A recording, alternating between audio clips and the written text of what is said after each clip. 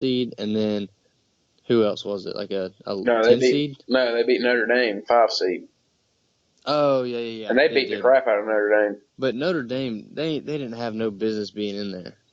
They didn't Notre have Dame no didn't have business being a business being a 5 seed. 5 seed. No, No, I agree with that. they should not have been a 5 seed. I mean, they were. I They thought went 26-10, it and they're a surprised 5 me. seed, and Duke lost 8 games and was 2 seed.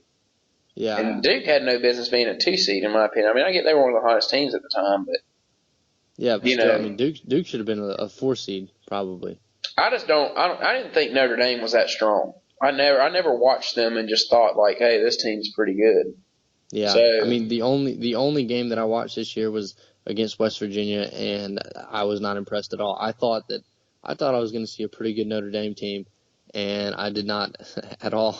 And I was confused. I told my dad, I was like, I had him going into I think I had him in the Sweet 16 or something, maybe the Elite Eight. And my dad was like, yeah, Notre Dame is always overrated in every single sport. Doesn't matter. Notre no, Dame's that's true. overrated.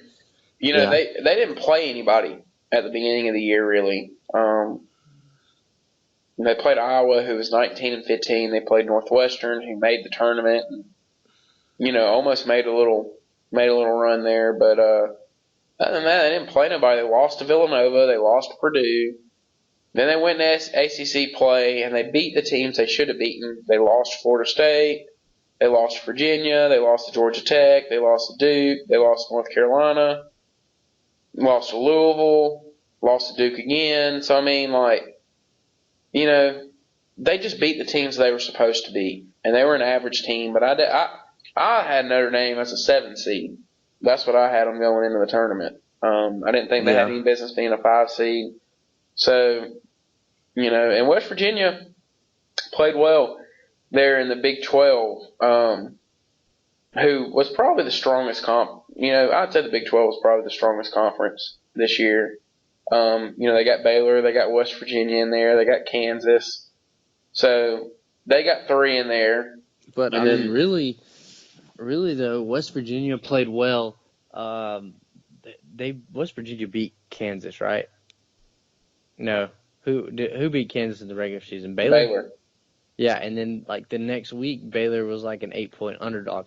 Like I think Baylor's good at home. I don't think they're very good on the road.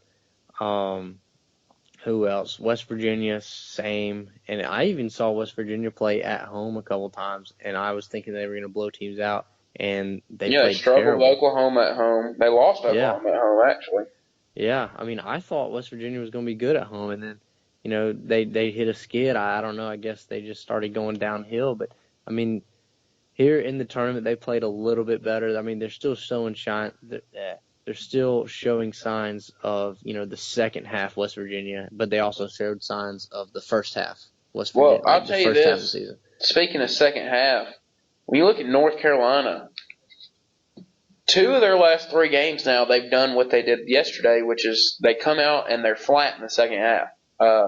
When they played Duke in the ACC tournament semifinals last week, they did it, and Duke ended up dominating the second half against them. After North Carolina dominated the first half, they were at 49-41 or 49-42 at halftime. And then they were up big on Arkansas and just kind of quit playing. And all of a sudden, Arkansas came back and made it a game. Now, credit North Carolina, they finished there at the end. But that kind of makes you worry about North Carolina a little bit. And in one of my brackets, I got them winning it. And that's now twice that I've seen. It's happened other times this year as well. But twice in the last 3 games that North Carolina is they've played well in the first half and then they don't play well in the second half. It's like they relax, like they get kind of complacent. You Yeah, can't do that in this tournament.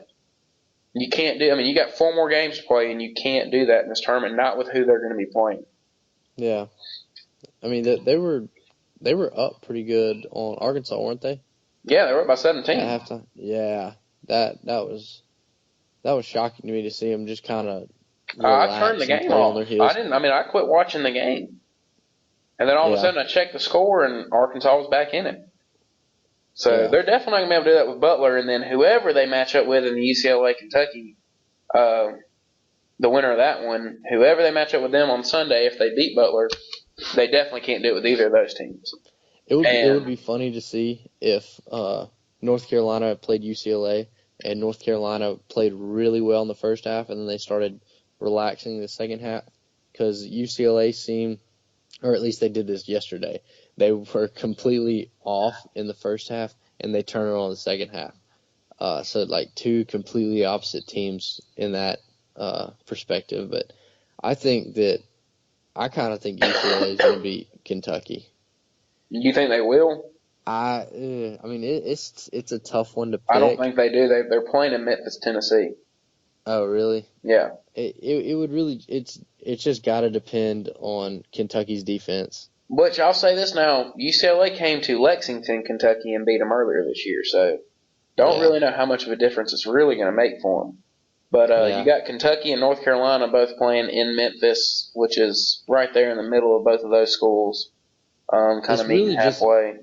It's really just if Kentucky can play defense. That's what it's going to come down to because UCLA doesn't really play defense at all. So I mean, if Kentucky can kind of hold up UCLA for just a little bit, I feel like it'll give them a really good chance at winning. But I don't know, man. I just feel like Kentucky's not that good. I mean, they're good, but I just don't feel right about them. You know what I mean? Yeah, I know what you mean. But so this weekend, what you've got is Wisconsin and Florida and Baylor and South Carolina will be in New York at Madison Square Garden. Gonzaga, West Virginia, Xavier and Arizona will be in San Jose. So whoever ends up matching up with Arizona, which I know Gonzaga's out that way as well, but Arizona's fan base is definitely a lot deeper. Basically going to be playing Arizona in a home game.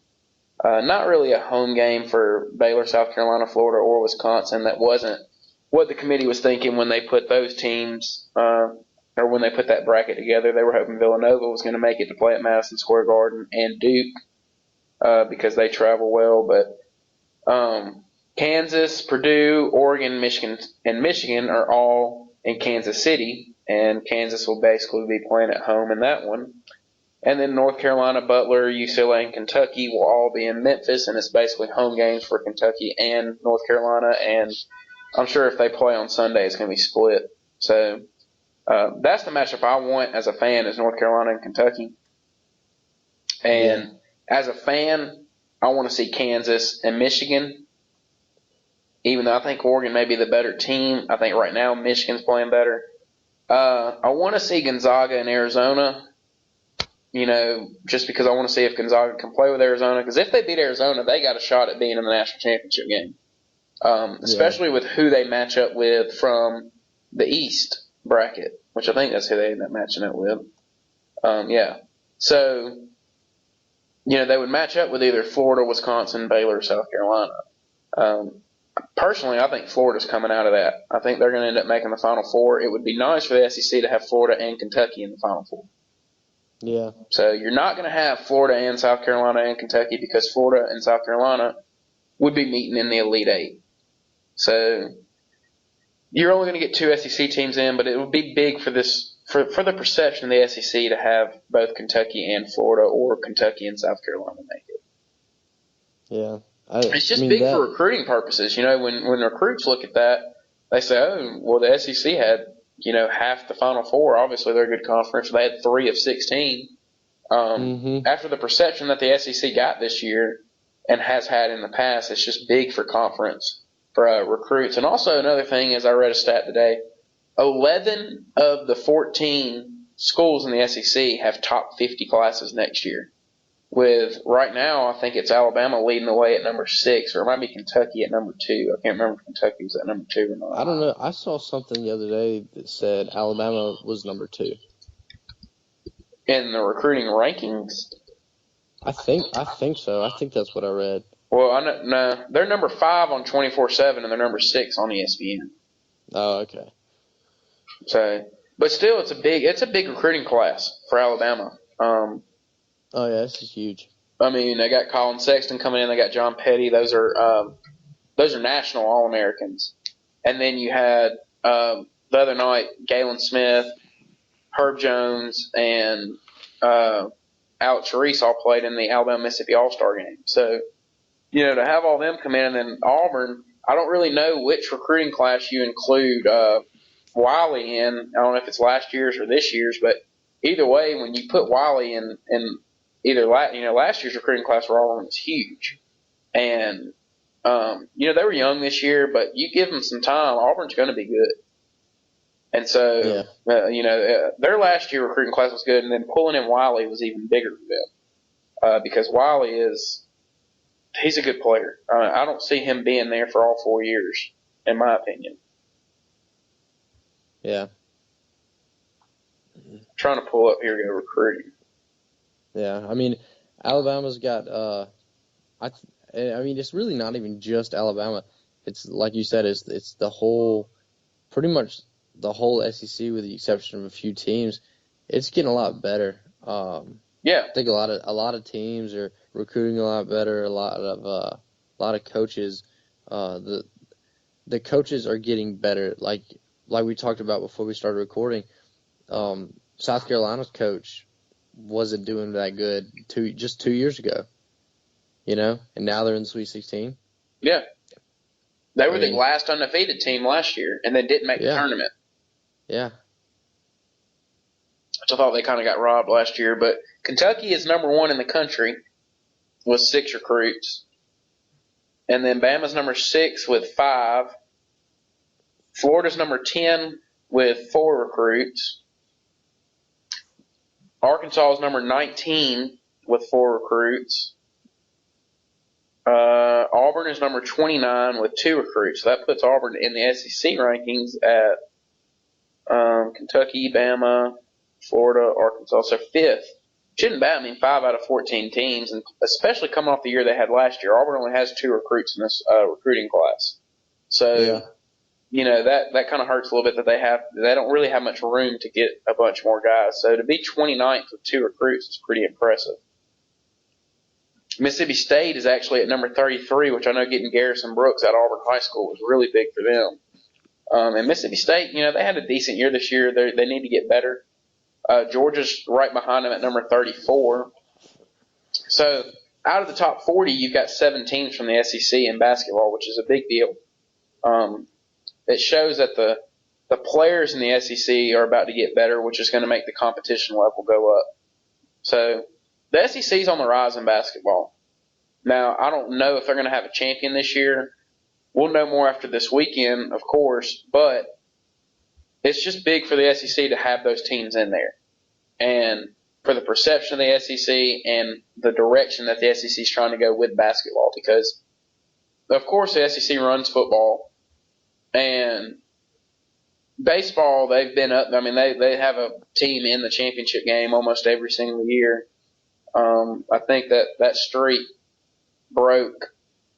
Didn't they have 9 straight years of having a team in the national championship for baseball before? I think Arizona beat South Carolina 2 years ago, and that was the last time that they had one. Because last year was Arizona and Coastal Carolina, and I can't remember the year before. Yeah, that sounds right. No, it was Florida and Vandy. When Vandy won it, wasn't it? No, it was Vandy and who did Vandy play the year they won it? Because they just won it 2 years ago. So that was the last time you have won it. So 10 of the last 12 years you've had an SEC team in baseball. Was it Vandy TCU? Yeah. It might have been. I can't remember. I know Vandy won it, so they were in it. So 10 of the last 12 years you've had a baseball team, and then the football story. Yeah. And then now you're starting to get basketball. It's just been Kentucky kind of carrying the weight in basketball, Kentucky and Florida. Mm-hmm. And now you're starting to get some more teams, some different teams up there. And, the SEC's been really dominant in softball over the past 10 years as well. You had Auburn in the national championship last year. You had Florida the year before. You had Bama won it. Florida's won it twice. So, they're getting better in all sports, which is important, all the major sports in college. And so it's important. You want your conference to dominate because it just helps with your personal school. But it's big for the SEC that they're starting to get better in basketball, because basketball is a sport that the SEC should be good at, and at one time was really, really good at. And they just kind of fell off a little bit. Yeah, they did fall off. They did fall off pretty big. And Kentucky has been the only consistent team, but I guess that's all that they really care about, because